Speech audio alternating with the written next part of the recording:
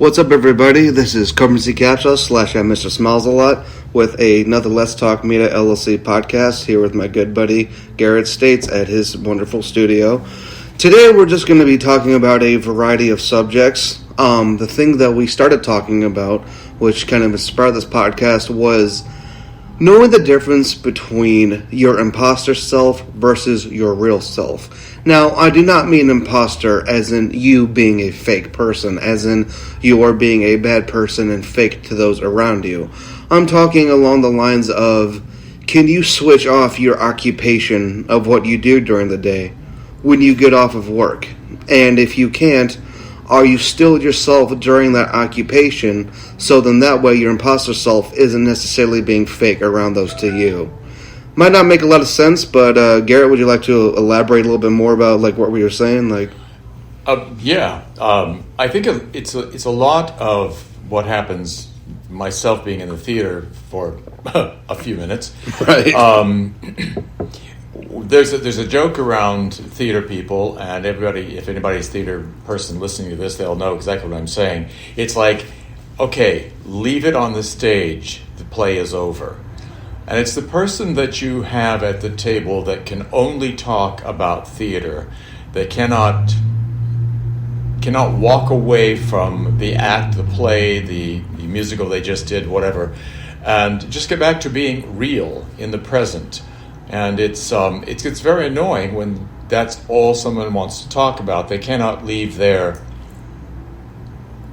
job and walk away from that and then get back to being just a normal, real person that doesn't have to wear the job as a label or anything. I find that it happens a lot with the theater, mm-hmm. and it also happens a lot with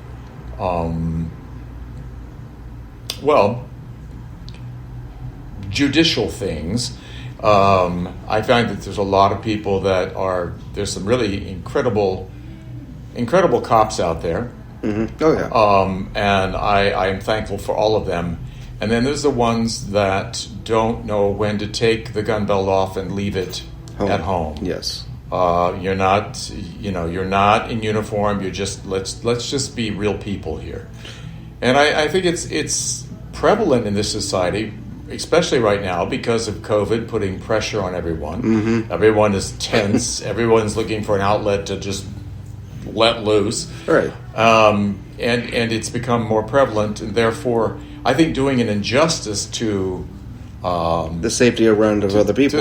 Safety of other people. Right. It's like just when you finish the job, close the door and leave everything there and just take yourself home. Exactly.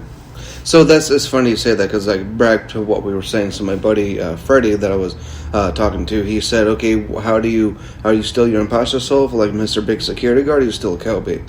And like I told you, I've been with this company for about coming up on 10 months now. So I'm me, right? But at first I was like, I wouldn't, again, not trigger happy, action happy. I would not saying I want to fight everybody or anything, but I'd be always looking for action in a way of, I need to do this and that. And the thing is that I kind of felt like in some ways, yes, maybe I wasn't being my true silly, funny, Chandler-like random quippy humor self. But then once people got to know me and I got to know them and I got to be more comfortable around the people I was around, I know that they know me and they like me for me, but they also know that it comes to action, I can respond, and I will be professional and diligent. Now, don't think I'm sitting there talking my head up to people all day. I'm not, but people happen to talk to me, I'm still going to talk to them. I'm not going to act like Mr. Johnny Law, like a jarhead, with that imposter mind and think, oh, look at me, Mr. I got to be all this and that, because I don't like being that way. But if I have to be, of course I will be. And that's why they respect me on the aspect of, okay, he's a security officer, but he's also a really cool guy to talk to. And speaking of the stigmas about being a police officer, he asked me, did I ever want to be one? And I said no. No offense to police officers, but yes, some do go beyond their jurisdiction. Some do go beyond their policy. Some do take things way too far. And I'm just going to straight up say it, because I know I try to keep a clean channel. Some are straight up racist. I'm sorry. There's no denying it. I've seen too many videos. I've had too many interactions.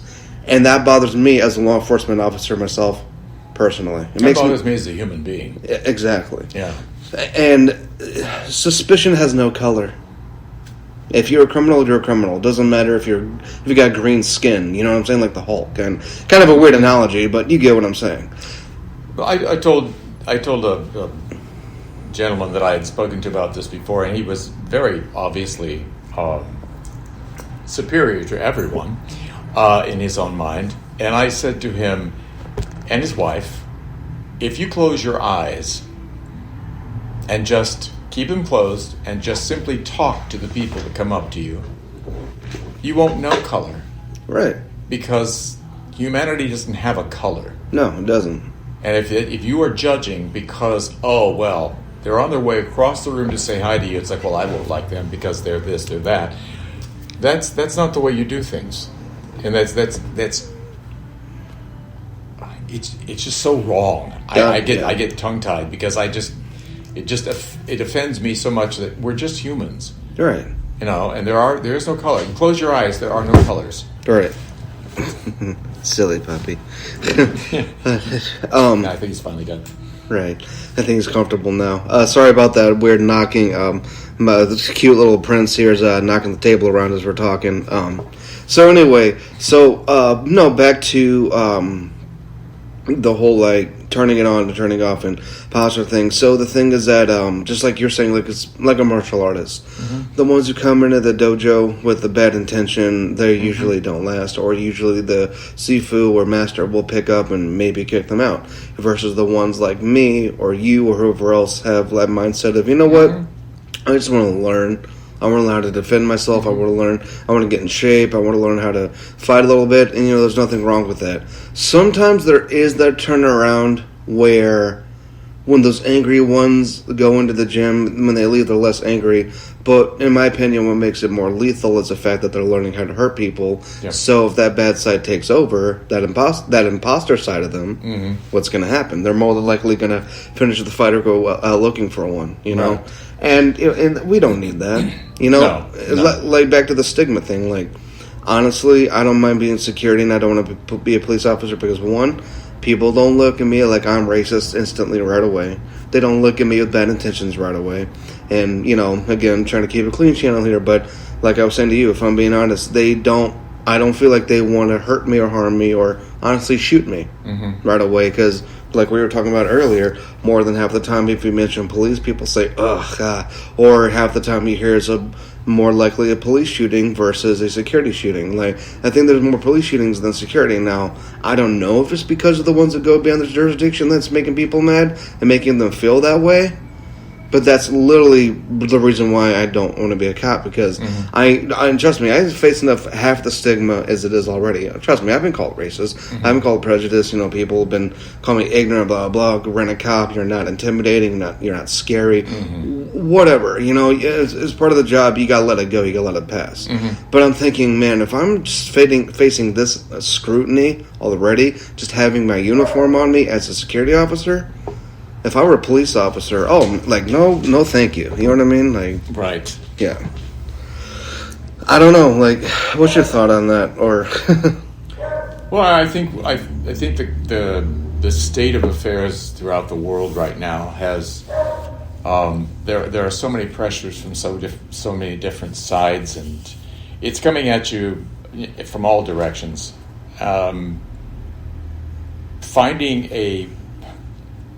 Finding peace in what you do is, I think, even more difficult today than it was when I was a kid. There's more judgment, there's more tension, there's more everything.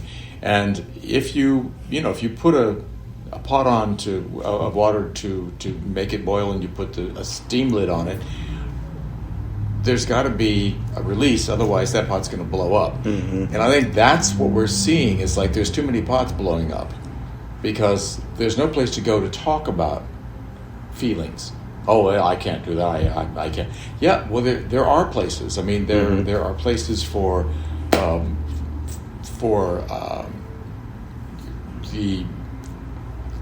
I don't want to say law enforcement. There are places to go. There are people to talk to, and I think that should be instead of pointing a finger saying, oh, you're all that, and no, you're bad, and everything. It's like, if you feel that something is bothering you, don't just say, oh, it'll go away tomorrow. Right. Seek somebody to talk to. Mm-hmm. Explain, whether you're ranting and raving about it or whether you're talking calmly or whatever.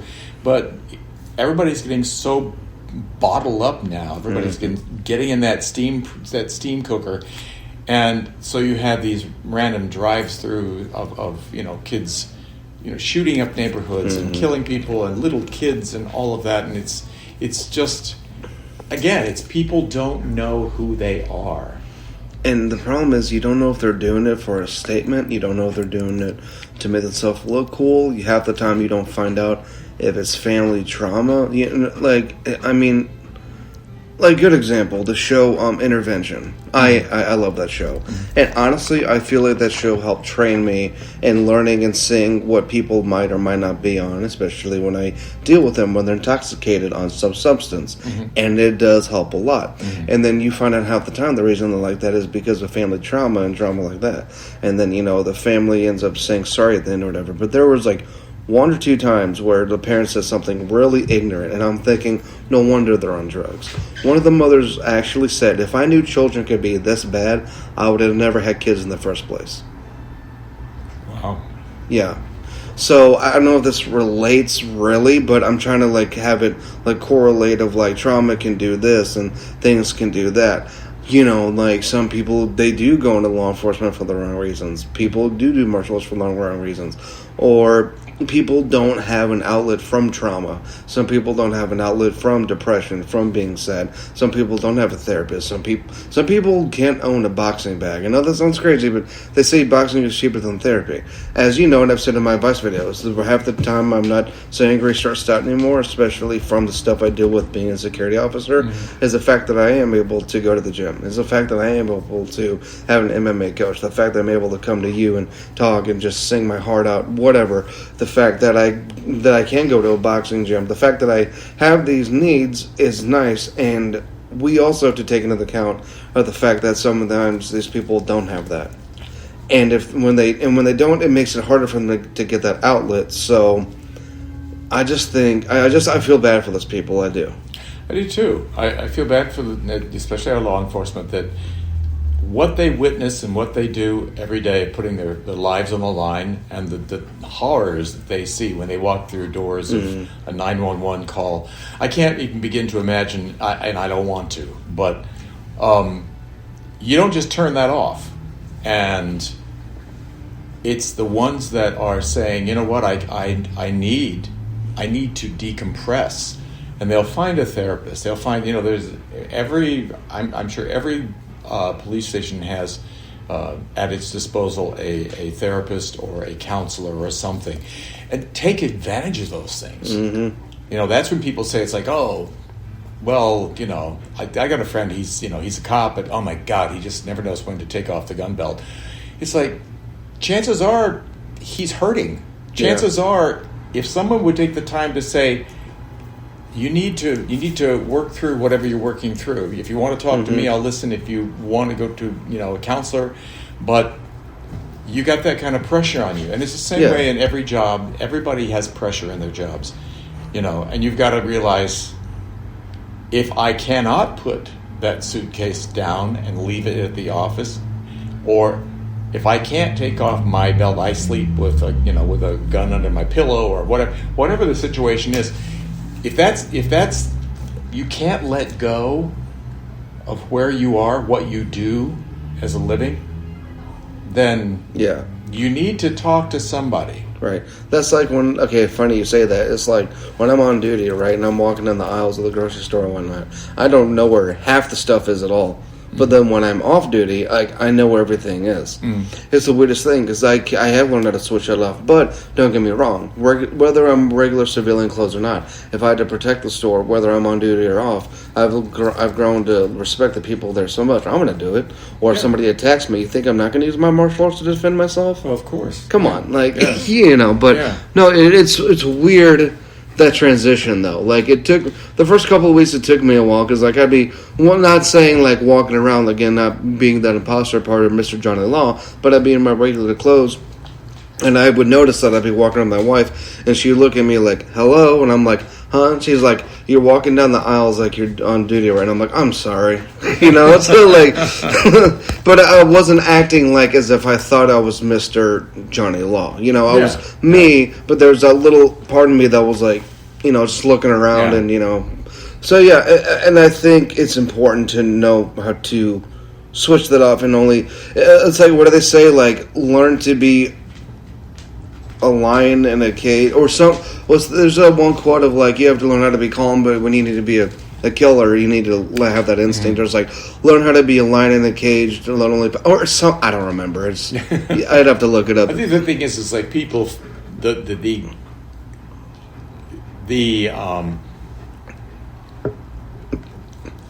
what's the word I'm looking for now?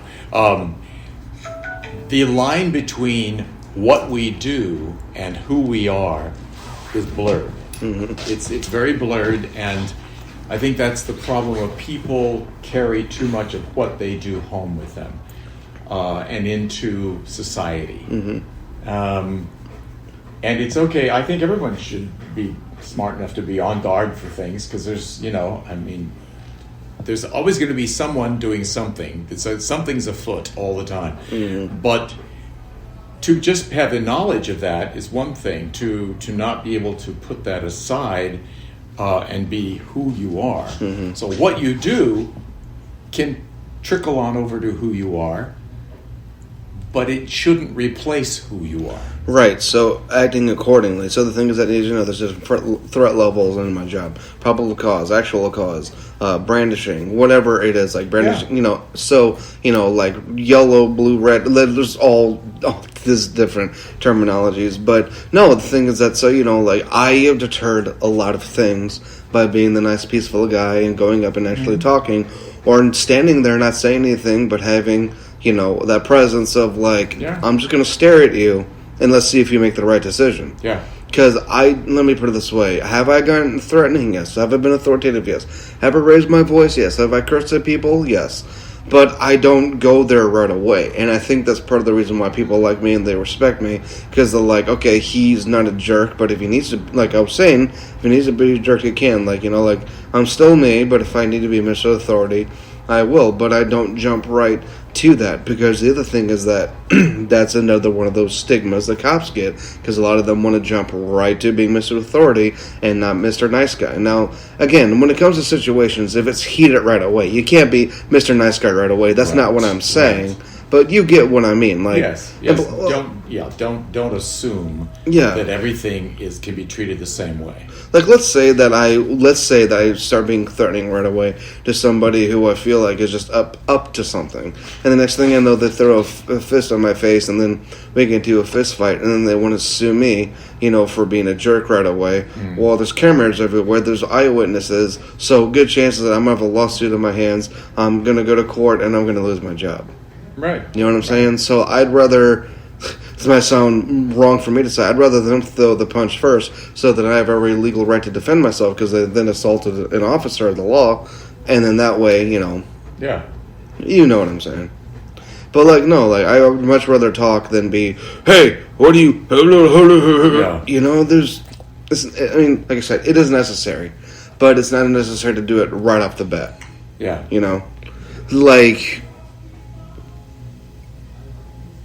That would be like you having a theater director or whatever, and they came in acting like as if they thought they were like Mr. Martin Scorsese type, or like they thought they were, oh, look at me, I'm Mr. Blah Blah, instead of being cool and coming in and collecting, because you're going to show them more respect than you would or the person at the table, except imagine if that person at that table was your director. Oh no. That's like Mr. Book. Mr. Book from Vianney. Love him to death. He's a total smarty, but he's like the nicest guy ever. And actually said to me, if I'm being nice to you, something is wrong. He would be a jerk, but not a mean jerk. It was inspiration. it's hard to explain. You know, Mr. Book, like how he Yeah. talks and how he's with people. Like he's a jerk, but he's hilarious. You know what I mean? Like he means no harm by it. I loved it. He'd be like, "Remember to take your medicine every day that ends in a Y," or like he'd be like, "Gentleman," and I use that term very loosely. Or it'd be like, I was like, "There's a one-letter difference between artistic and autistic," and he would just like. I mean, Actually, speaking of which, how do you know Mr. Book? Like, how, like, when you interact with them, did you see that humor? And like, I actually know these people because I've had students that from these different schools that I've taught, and so I tried to go over and see shows that they've been in, and so I always introduce myself to whoever is the head of the department, and but yeah, so I met some characters. Yeah, he's great, and honestly, you know, besides you being an acting and singing coach, I feel like Mr. Book is probably one of the best top tier theater directors of any high school. To be honest with you, he's so good. I'm like, why aren't you teaching colleges? You know, like he's that good. Like I'm not gonna lie, like I'm an okay actor, but when I did those plays with him, he's the one who turned me into those characters and really like to show me what true method acting. Pulled that right out of you. Right? Yeah. And speaking of which, so when I was speaking of turning that actor off, or that imposter side, when I was Teddy Brewster in Arsenical Old Lace, it was hard for me to turn it off because he was such a fun character. Charge, you know. Oh man, I had the accent, I had the I did everything. At some points, I would annoy my friends and family, but I'm like, no, this is actually like a serious play. This is my first like second lead role next to the guy who was playing Mortimer. Brendan was his name, yeah. So I was like, I had to take it real serious. But then once I turned it off, I was like, okay, I'm me again. It's funny because Mr. Book says, I have a perfect role for you. He was like, this guy is you, except in a totally different aspect.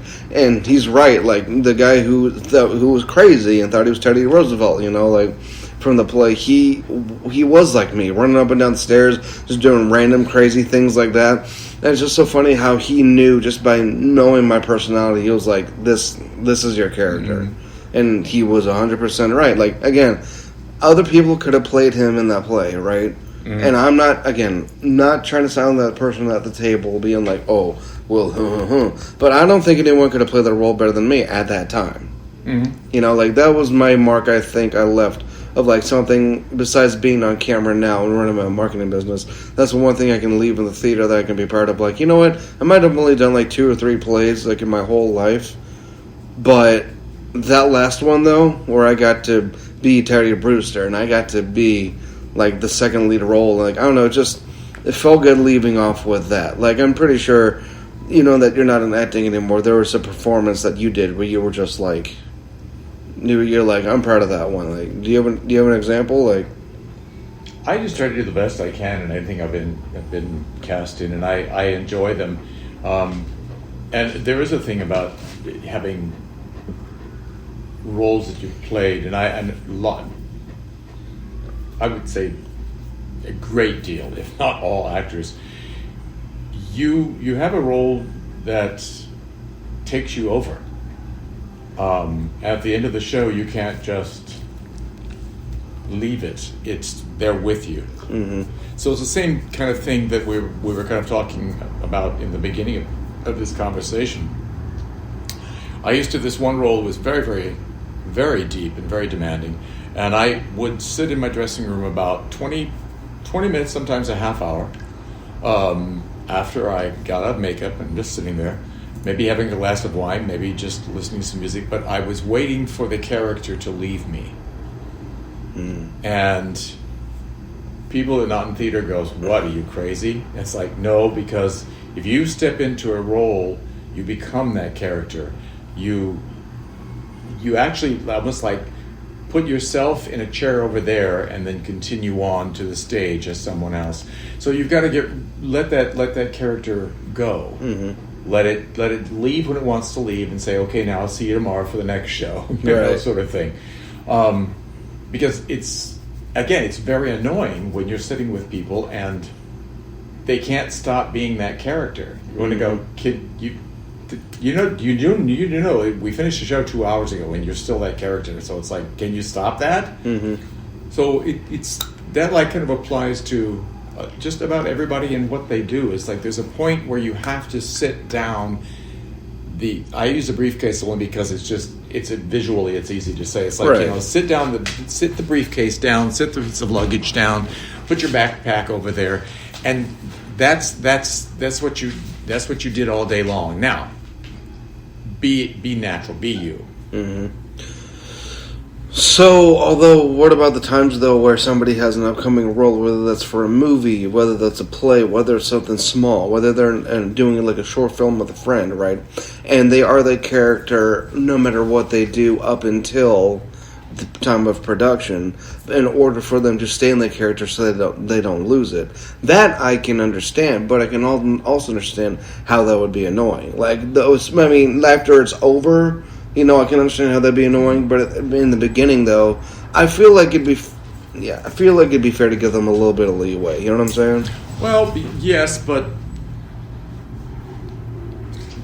if you're really a good actor, I don't think you have to do that. Right, true. No. I think it's very self-indulgent. Yeah.